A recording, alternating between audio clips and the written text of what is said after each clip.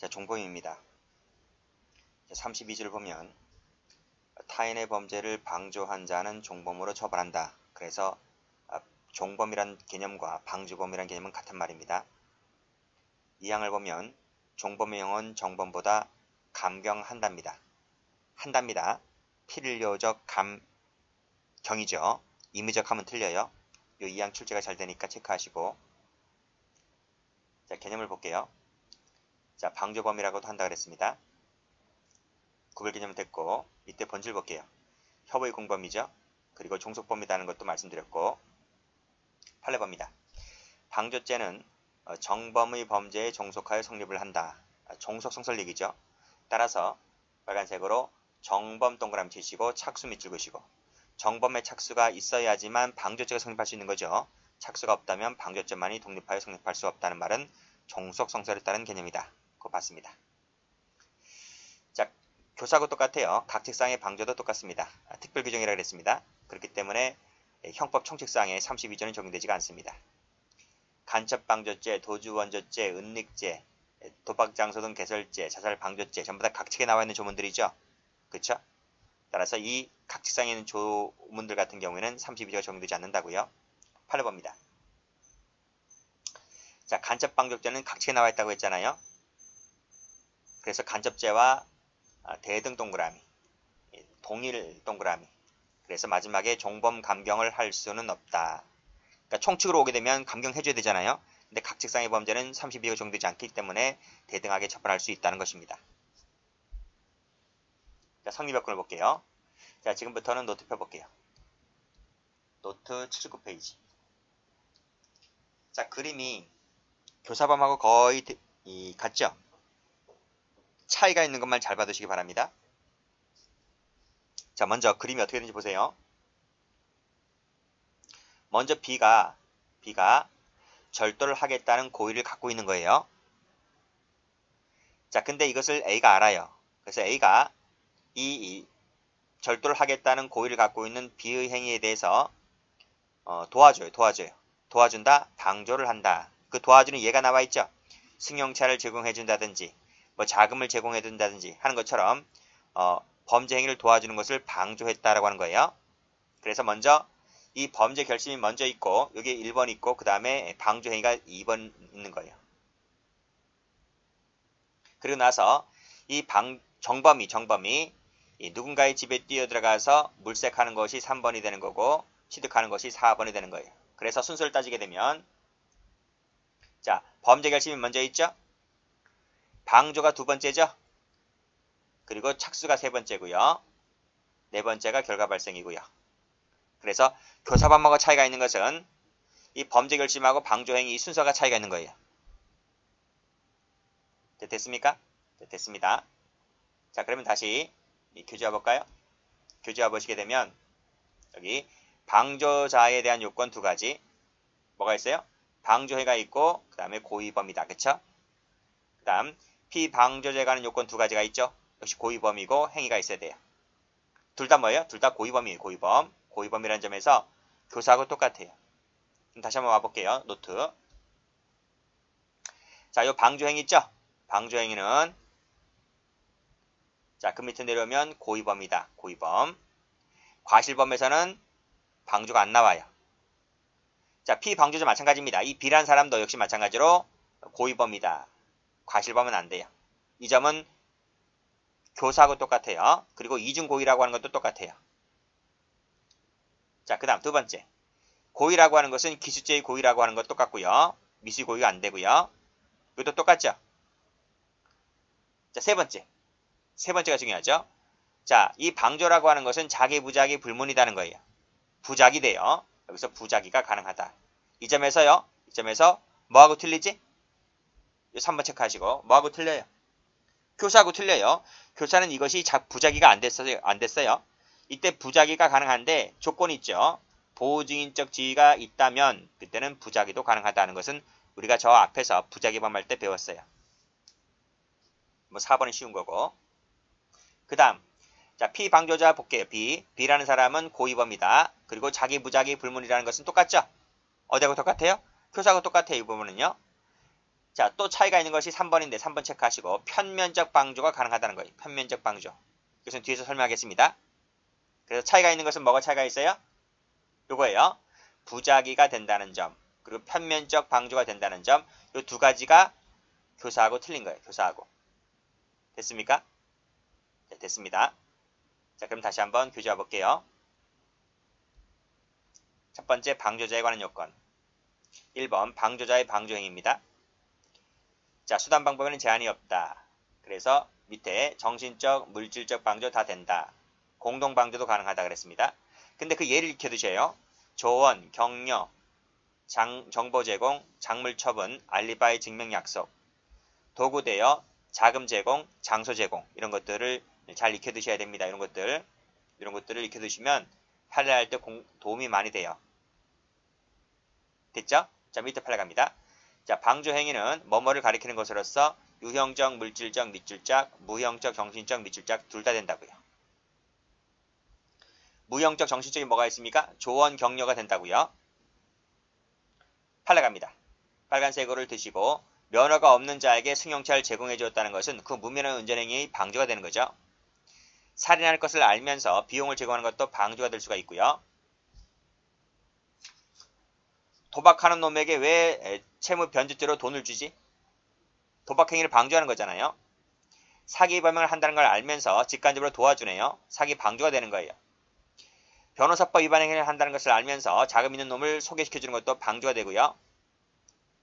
자, 횡령행위를 어떻게 했습니까? 수탁자에게 매수할자를 소개시켜주죠. 소개시키는 것도 횡령이 방조가 됩니다. 뇌물수수죄 관련했을 때 면담을 주선해주는 것도 뇌물수수죄의 종범이 될 수 있고요.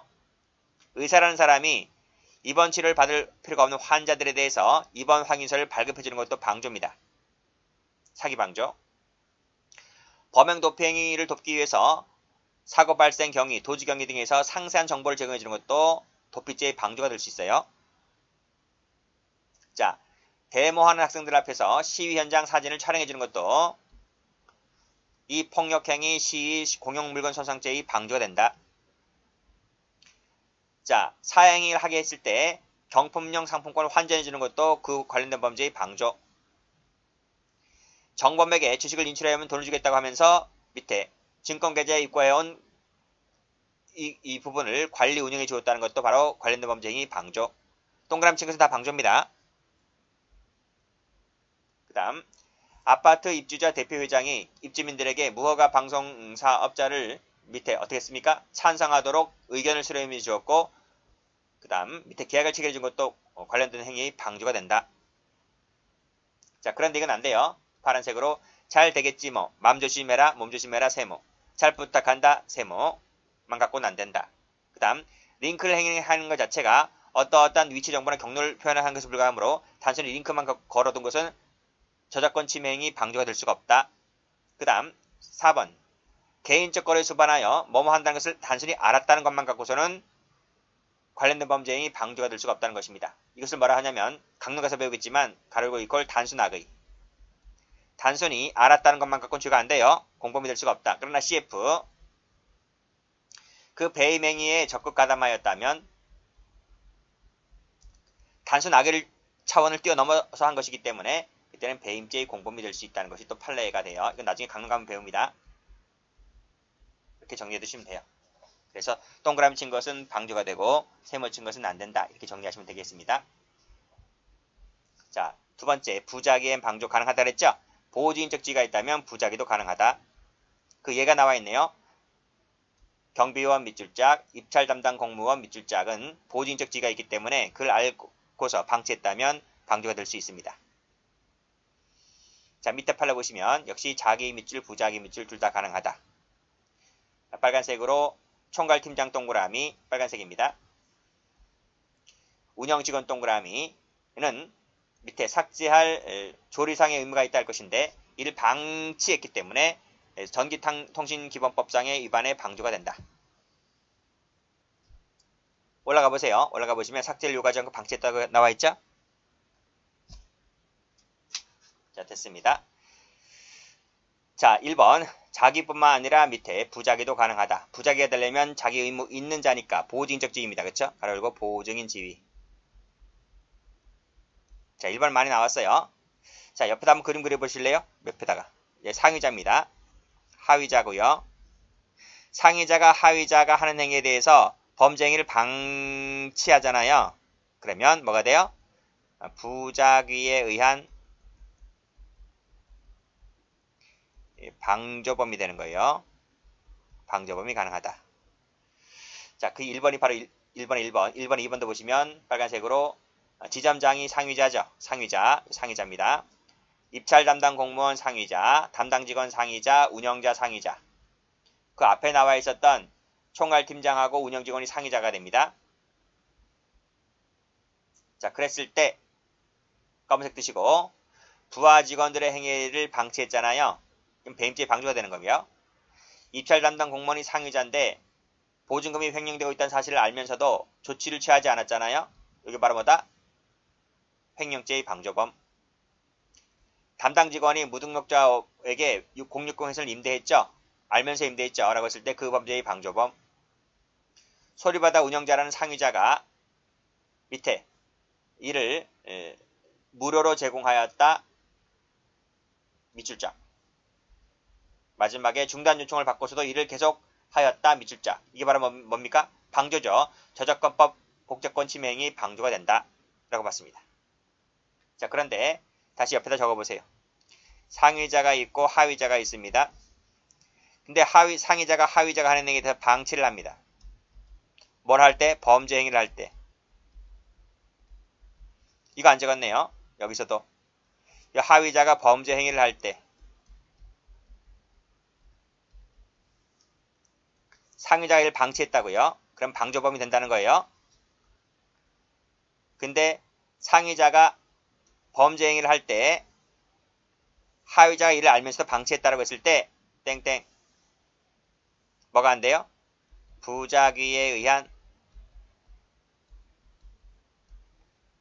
방조범 X. 왜요? 이 사람은 보호지인적 지위가 없어요. 그러나 여기에 나와 있는 상위자는요. 뭐가 있어요? 보호증인 지위가 있는 사람이에요. 이렇게 정리하시면 되겠네요. 자, 그래서 밑에 판례 1번 보시게 되면 축사, 청소 등의 단순 노무 종사자네요. 단순 노무 종사자 세무 치시고 하위자죠. 하위자. 하위자는 업주가 상위자잖아요. 업주 정화시설 설치 의무 위반 행위에 대해서 방치했다 하더라도 알면서 방치했다 하더라도 보호증인적 지위가 없기 때문에 해당되는 범죄의 방조라고 볼 수가 없다는 겁니다. 밑에 2번도 단순 노무 종사자죠. 여기 고용인이니까 상위자죠. 단순 노무 종사자가 고용인이잖아요. 그쵸? 여기 고용주가 상위자잖아요. 그쵸? 상위자잖아요. 다시 한번 지울까요? 이 사람이 상위자잖아요. 근데 고용인은 밑에 종업원이잖아요. 종업원. 이 종업원은 고용주에 대해서 하위자이기 때문에 보호인적 지위가 없어요. 알면서 방조했다 하더라도 해당되는 범죄의 종범이 아니다. 3번이 웨이터 하위자죠. 하위자. 주인이 결정하게 돼 있대요. 주인이 상위자잖아요. 그쵸? 하더라도 웨이터가 밑에 미성년자를 출입시켰다 할지라도 그 범죄의 방조라고 볼 수가 없다. 즉 하위자는 전부 다 처벌되지 않습니다. 됐죠? 자, 다음 시기. 자, 예비 단계 가능합니다. 종료 이전 단계 가능하고요. 종료 이후 단계 안 돼요. 먼저 첫 번째, 요 시기 별표 쳐보시고 방조는 정범이 실행에 착수한 이후에 방조함을 요하지 않는다. 따라서 예비 단계에서 방조했다 하더라도 조건이 반드시 정범의 착수가 있어야 됩니다. 이것을 필수 요건이에요. 필수 요건. 필수다 이거. 이게 없으면 안 돼요. 이거 없으면 예비죄의 방조 자체가 안 돼요. 착수가 있음을 전제로 해서 예비죄의 방조가 가능한 거예요. 그 밑에 나와 있어요. 밑에 판례 별표. 밑에 판례 별표. 자, 보세요. 종범은 정범의 행위 중에 이를 방조하는 것은 물론이거니와 빨간색으로 착수 전이라 할지라도 동그라미. 밑에도 착수 전이라 할지라도 동그라미. 그 밑에 정범이 실행행위에 나아갔다면 이게 뭐야? 착수. 이게 있다면 성립한다. 방조가 성립한다. 밑에도 정범이 실행행위 나아갔다면 이게 뭐라고요? 이것이 가로 열고 실행의 착수. 이것이 옆에다가 실행의 착수가 있다면 그에 종속하여 성립한다고요. 착수에 나아갔단 말이 없으면 틀려요. 다시 올라가서 종료 이전 단계. 자, 종료 이전 단계는 두 가지가 있어요. 정범의 실행행위 단계. 가능하죠. 1번. 두 번째, 정범의 행위가 완료된 후에 결과 발생하기 이전에. 그게 이거야. 세 번이지. 또는 기수가 되기 전이라도 종료 이전 단계. 종료 이전 단계 가능합니다. 결과 발생 이전 단계 가능하고요. 실행행위 단계 가능하고요. 이것이 바로 전부 다 종료 이전 단계죠. 이 단계에서 가담했을 때 방조가 가능하다. 그게 바로 밑에 판례입니다. 자, 밑에 판례 별표 쳐보시고. 간호보조원에 무면허 진료행위가 있대요. 간호보조원에 무면허 진료행위가 있으면 가로 열고 이퀄 기수가 돼버리죠. 근데 의사가 이를 알고서 진료부에다가 기재를 했다. 이건 뭐죠? 기수 이후 종료 이전 단계죠.